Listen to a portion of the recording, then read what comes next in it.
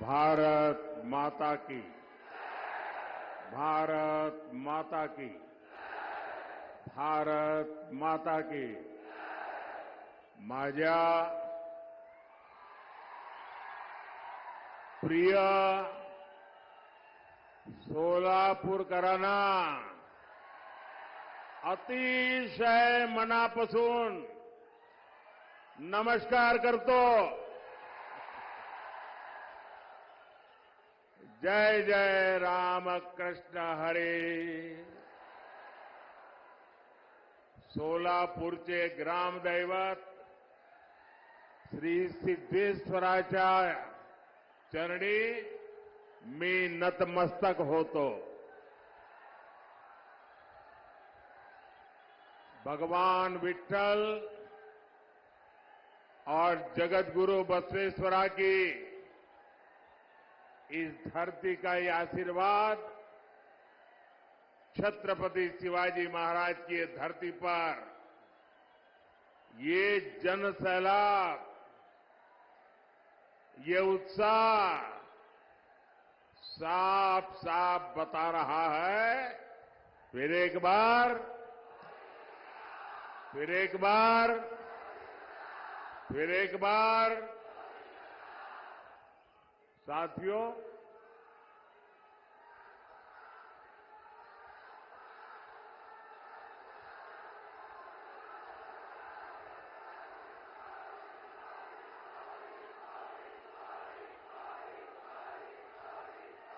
साथियों, ये सोलापुर का प्यार देखिए।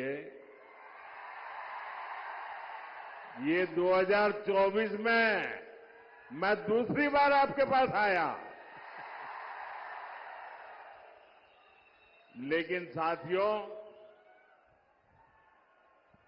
जब जनवरी में आया था तब कुछ लेकर के आया था।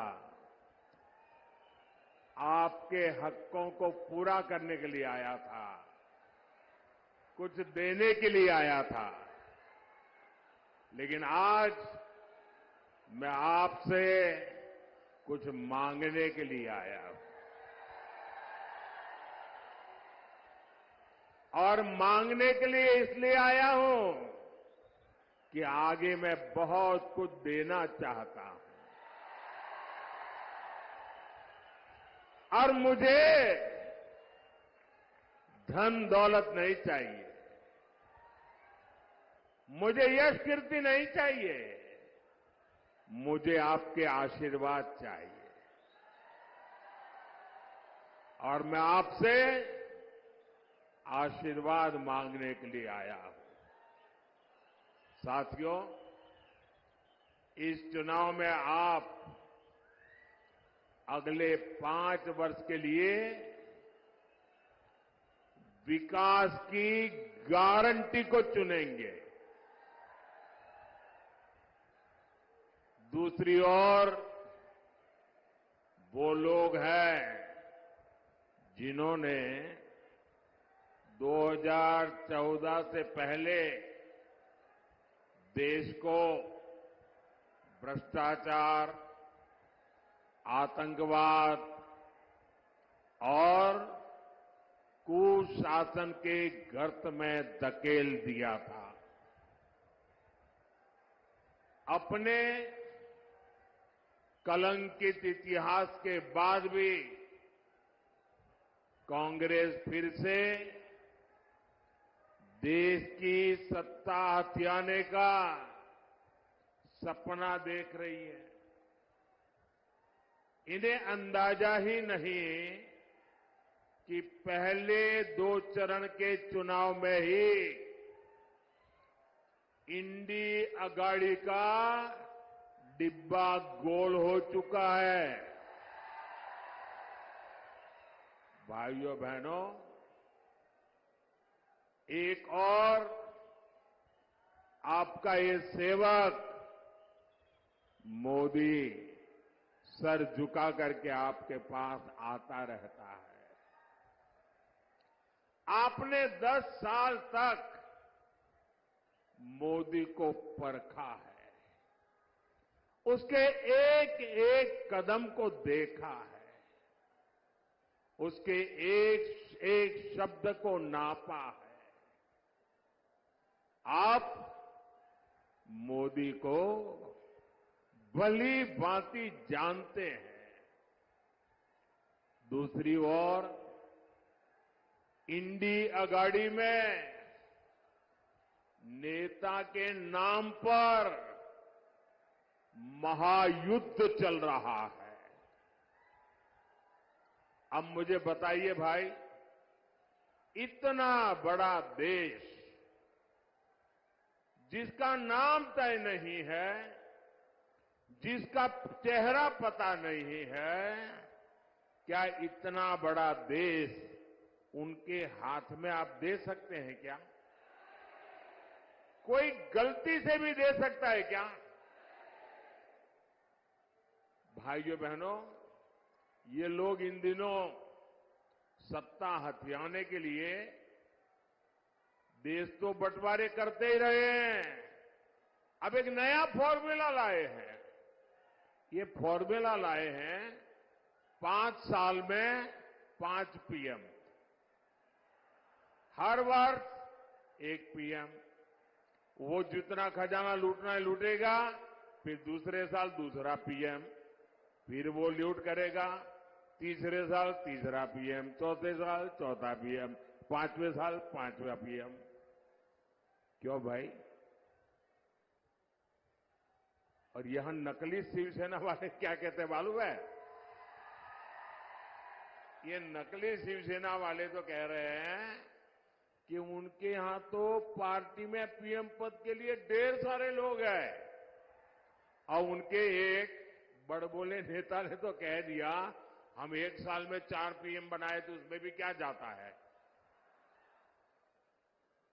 आप मुझे बताइए, 5 साल 5 पीएम जैसे फॉर्मूला से इतना बड़ा देश चल सकता है क्या?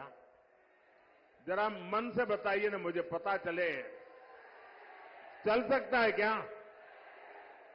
कभी भी उस दिशा में हम जा सकते हैं क्या? नहीं चल सकता ना। लेकिन उन्हें अब यही एक रास्ता बचा है सत्ता हथियाने का, क्योंकि उन्हें देश नहीं चलाना है, उन्हें आपके भविष्य की चिंता नहीं है, उन्हें तो मलाई खानी है, मलाई।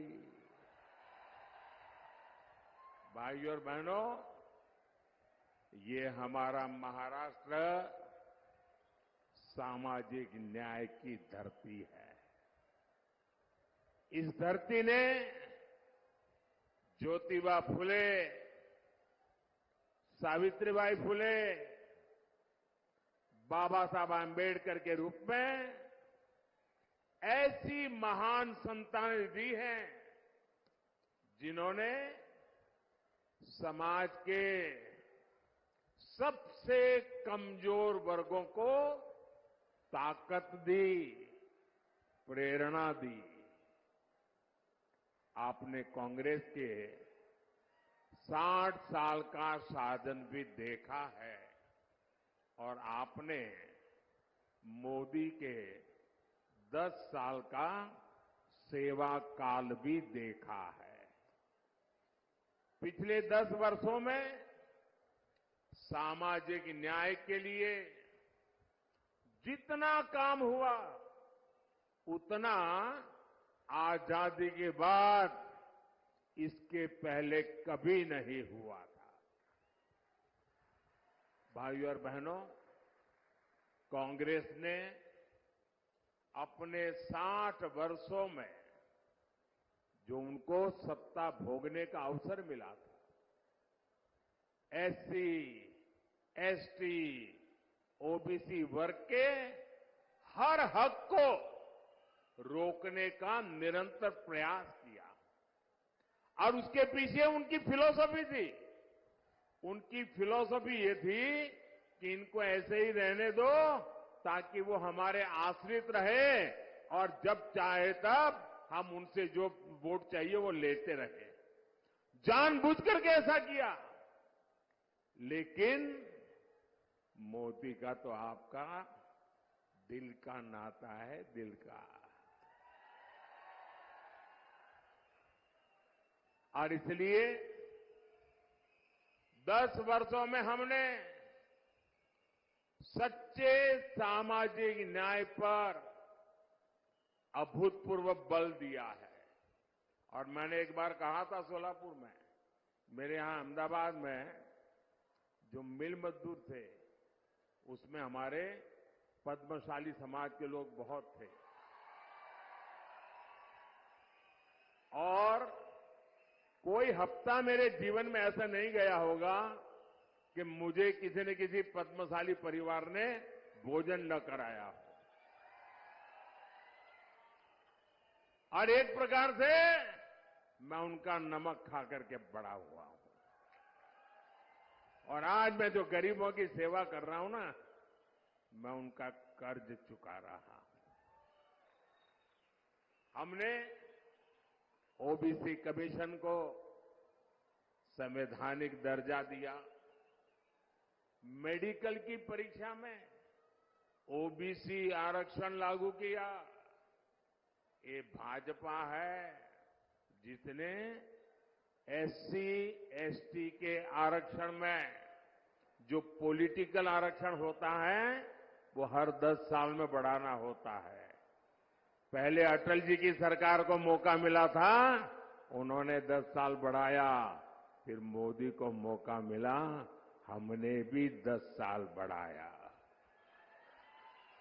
हमने किसी का भी हक छीने बिना न दलित का हक छीना, न आदिवासी का हक छीना, न ओबीसी का हक छीना, लेकिन सामाजिक न्याय के उत्तम व्यवहार को लेते हुए हमने जो सामान्य वर्ग के गरीब लोग हैं, उन सामान्य वर्ग के गरीब लोगों को न्याय देने के लिए 10% आरक्षण उनको भी दिया।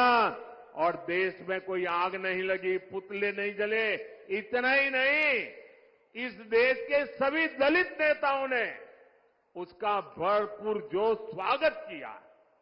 हमारा सामाजिक न्याय का तरीका समाज में विभेद पैदा करने का नहीं है, समाज को जोड़ने का है। आज देखिए, मेडिकल की, इंजीनियरिंग की पढ़ाई में हमने एक बड़ा क्रांतिकारी निर्णय किया है।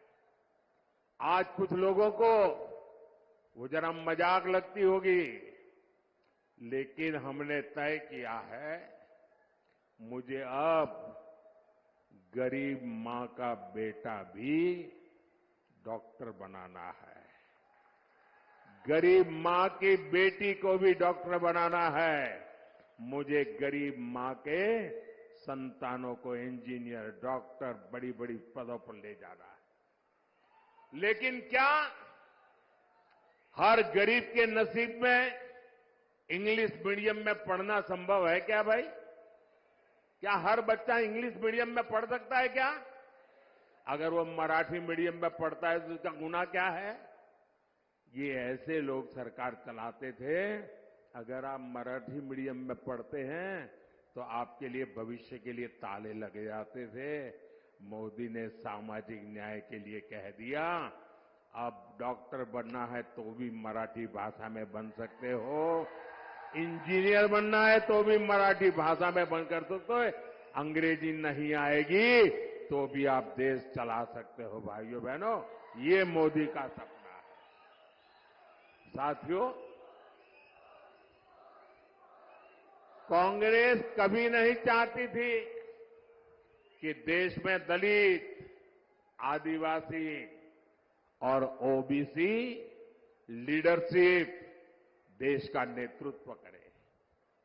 ये वही कांग्रेस है जिसने डॉक्टर बाबा साहब आंबेडकर से लेकर के बाबू जगजीवन राम जी तक हर दलित नेता का अपमान किया। बाबा साहब को भारत रत्न भी तब मिला जब बीजेपी से सहयोग के केंद्र में कांग्रेस विरोधी सरकार चलती थी। भाजपा का हमेशा प्रयास रहा है कि एससी, एसटी, ओबीसी को ज्यादा से ज्यादा प्रतिनिधित्व मिले। 2014 में आपने प्रचंड बहुमत दिया तो एनडीए ने दलित के बेटे को देश का राष्ट्रपति बनाया। 2019 में जब आपने फिर से एक बार हमें प्रचंड जनादेश दिया तो हमने देश के इतिहास में पहली बार एक आदिवासी बेटी को भारत के राष्ट्रपति के रूप में आज प्रस्तावित किया। भाइयों बहनों, मुझे गर्व है, आजादी के बाद पहली बार हुआ है। आजादी के बाद पहली बार ये दशक ऐसा आया है कि आज विधायकों की संख्या देख लीजिए, सांसदों की संख्या देख लीजिए, पूरे देश में एमएलए हो, एमएलसी हो, एमपी हो, लोकसभा हो, राज्यसभा हो, एससी, एसटी, ओबीसी सबसे ज्यादा भाजपा के चुन करके आते हैं। आज केंद्रीय मंत्रिमंडल में 60%, 60% इन्हीं वर्गों से आए हुए लोग केंद्र के मंत्री हैं और देश को नई ऊंचाई पर ले जा रहे हैं। आज कांग्रेस और इंडी अगाड़ी वाले ओबीसी प्रतिनिधित्व के नाम पर झूठ फैला रहे हैं।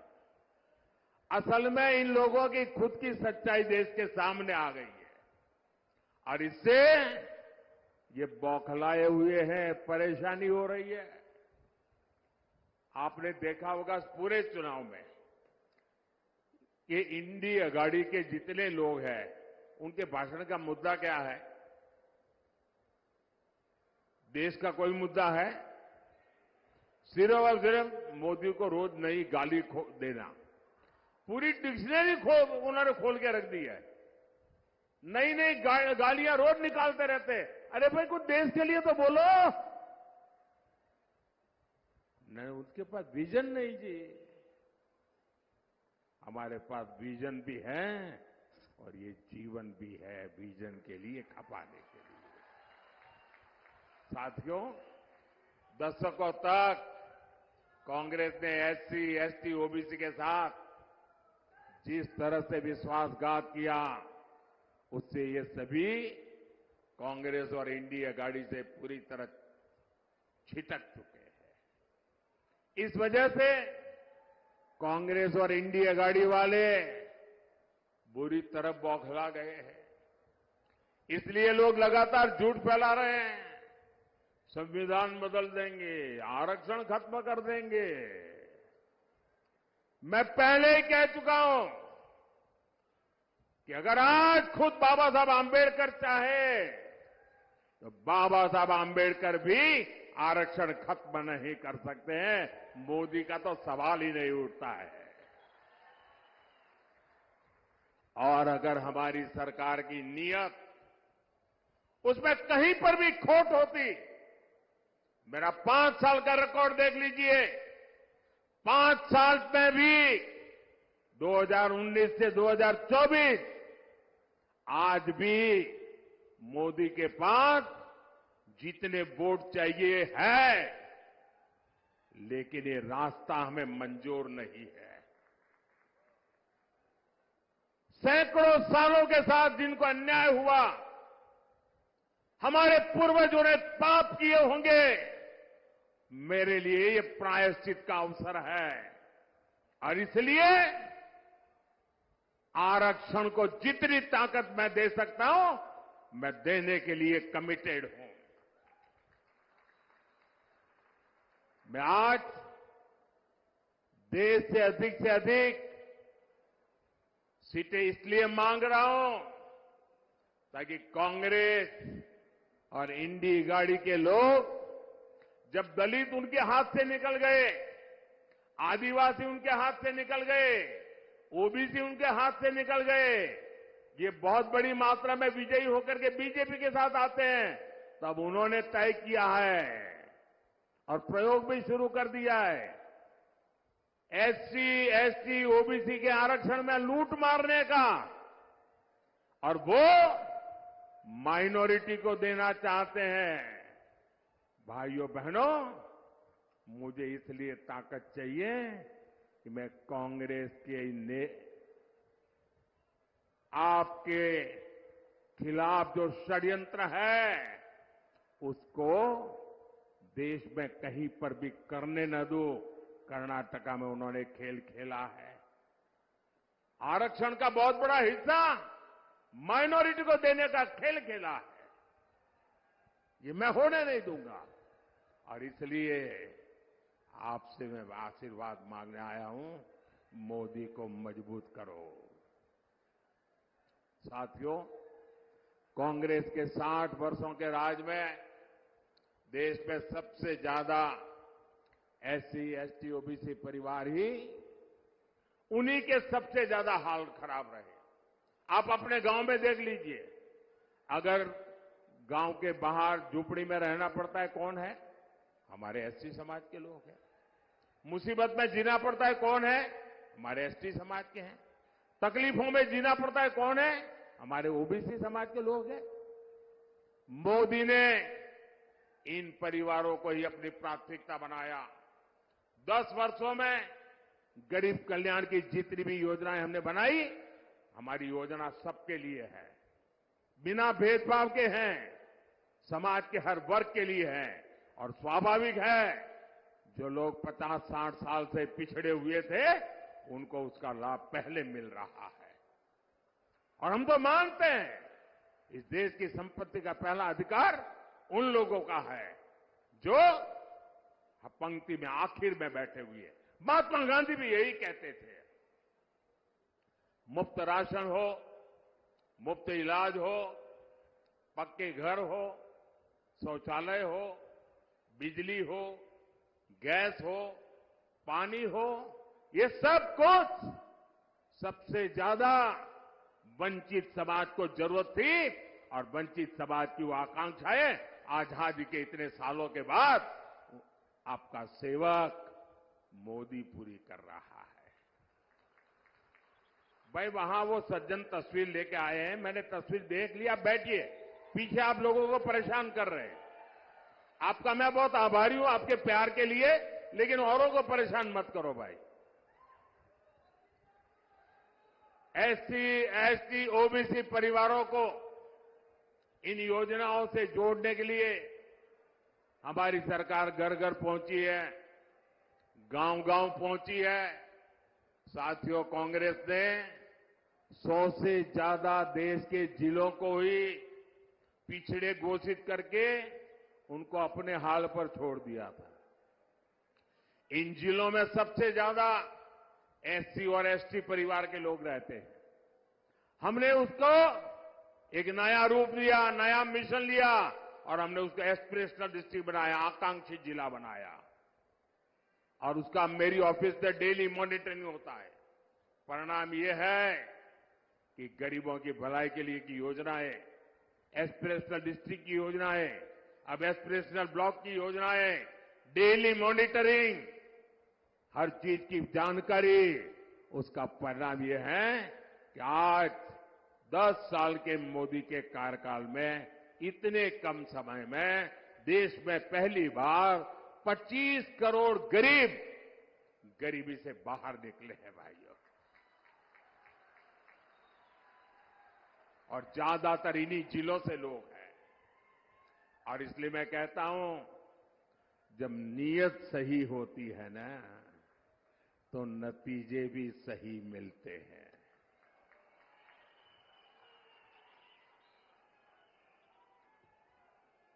साथियों,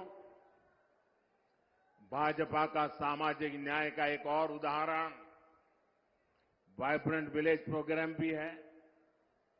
अगर मोदी की नजर कांग्रेस की तरह सिर्फ वोट बैंक पर होती, तो सीमा के जो गांव है, जिनको ये लोग आखिरी गांव कहते थे, मैं उनको सबसे पहले कहता हूं गांव। दुनिया के किसी को देश को एंट्री होना है ना, सूरज की पहली किरण भी वहीं आती है जी। और सूरज डूबता है तो आखिरी किरण भी वहीं से आती है। गांव के लिए वाइब्रेंट विलेज प्रोग्राम क्यों चलता है? वहां तो वोटर ही नहीं है, इन्हें वोटर है। लेकिन मेरे लिए वोटर मायने बाद में रखता है, पहले वो मेरे देश का नागरिक है। मेरे देश का 140 करोड़ नागरिक में से एक है वो मेरी सीमा का प्रहरी है। अगर मोदी की नजर कांग्रेस की तरफ सिर्फ वोट बैंक पर होती तो 24,000 करोड़ रुपए की पीएम जनमन योजना बना करके आदिवासियों में भी जो सबसे पिछड़ी जनजातियां हैं उनके लिए अलग से योजना न बनाता और उनके कल्याण के लिए काम न करता। ये वोटर ज्यादा नहीं है, संख्या कम है, लेकिन मेरे देश के आखिरी व्यक्ति को भी मैं मजबूत बनाना चाहता हूं। हमने विश्वकर्मा योजना लाए, जिनके हाथों में सामर्थ्य है, जिनकी उंगलियों में सामर्थ्य है, ऐसे देश में लाखों लोग हैं। ऐसे मेरे विश्वकर्मा साथी एससी समाज में, एसटी समाज में, ज्यादातर ओबीसी समाज है। 60 साल में कांग्रेस ने कभी पूछा नहीं। मोदी ने पहली बार इन साथियों के लिए 13,000 करोड़ रुपए की पीएम विश्वकर्मा योजना बनाई है। भाइयों और बहनों, गरीब कल्याण की इन योजनाओं का सबसे अधिक लाभ एससी, एसटी, ओबीसी परिवार की हमारी माताओं बहनों को हुआ है। शौचालय के अभाव में, सैनिटरी पैड्स के अभाव में ज्यादातर हमारी बेटियां स्कूल छोड़ देती थी। अब मोदी ने यह समस्या दूर कर दी है। बिना गारंटी के मुद्रा लोन पाने वाले 50% से ज्यादा लाभार्थी एससी, एसटी, ओबीसी है। इनमें से 70% लोन हमारी माताओं बहनों को मिला है। ये जो हमारी खादी है ना, खादी स्वतंत्रता आंदोलन की निशानी है। और तो मैं तो कहता हूं, आजादी के पहले लोग कहते थे और आजादी के बाद क्या, तो मैं तो एक वाक्य में कहता हूं, पहले khadi for nation, now khadi for fashion. Congress ने तो उस खादी को भी बर्बाद कर दिया था। खादी के काम में भी बड़ी संख्या में हमारे यही समाज के लोग हैं जो अति वंचित लोग हैं। मोदी ने खादी को फिर से जीवंत कर दिया। साथियों, कांग्रेस ने तो बाबा साहब के संविधान को जम्मू कश्मीर में लागू नहीं होने दिया था। आर्टिकल 370 बनाकर कांग्रेस ने देश के संविधान का अपमान किया था। एनडीए सरकार ने, मोदी ने 370 हटाई तो सामाजिक न्याय का अधिकार जम्मू कश्मीर में हमारे जो लोग हैं उनको मिला। पहली बार उनको एससी, एसटी, ओबीसी और महिलाओं को वहां अधिकार मिला है, उनको आरक्षण मिला है। भाइयों बहनों, ये है सामाजिक न्याय का मोदी का ट्रैक रिकॉर्ड। इसलिए पूरी इंडिया आघाड़ी बौखलाई हुई है। साथियों, सामाजिक न्याय का एक और तरीका आधुनिक इंफ्रास्ट्रक्चर का निर्माण भी है। कांग्रेस ने बरसों तक गांवों और शहरों में खाई बनाकर रखी, कुछ ही शहरों के विकास पर फोकस किया। एनडीए सरकार देश के हर कोने के विकास के लिए प्रतिबद्ध है। एक क्षेत्र पंढरपुर यात्रा से जुड़े श्रद्धालुओं का तीर्थ है। यहां तो तुलजा भवानी ने छत्रपति शिवाजी महाराज को अपना आशीर्वाद दिया था। 10 साल में हमने पंढरपुर की रेलवे कनेक्टिविटी के लिए सैकड़ों करोड़ रुपए खर्च किए। पुणे फलटण रेल मार्ग जो 23 साल से अटका पड़ा था, हमने उसको पूरा कराया। हमने सोलापुर हैदराबाद, सोलापुर सांगली, सोलापुर बीजापुर ऐसे कई महामार्ग के काम शुरू किया। सोलापुर को तो महाराष्ट्र की पहली वंदे भारत ट्रेन भी मिली है। शक्तिपीठ महामार्ग से समुद्री महामार्ग जैसे हाईटेक सड़कों के काम भी हो रहे हैं। इन विकास कार्यों के कारण इस क्षेत्र में श्रद्धालुओं की संख्या में 4 गुना की बढ़ोतरी हुई है।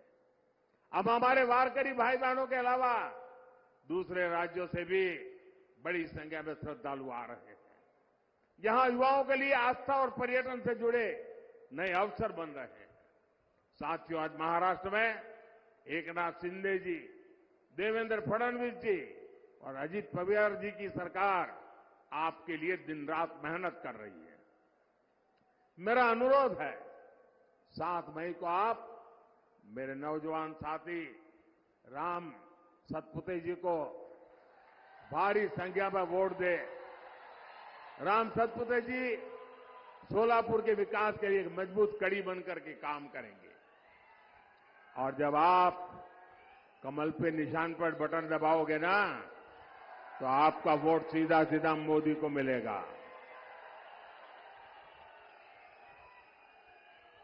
तो ज्यादा से ज्यादा मतदान कराओगे, हर पोलिंग बूथ जीतोगे, पुराने सारे रिकॉर्ड तोड़ोगे, जब मेरा एक और काम करोगे यहां से अपने परिचितों को जाकर के मिलना, उनके घर जाना, उनको कहिएगा कि मोदी जी सोलापुर आए थे, आपको प्रणाम भेजा है। मेरे प्रणाम पहुंचा देंगे। मेरे साथ बोलिए भारत माता की, भारत माता की जय श्री राम, जय श्री राम।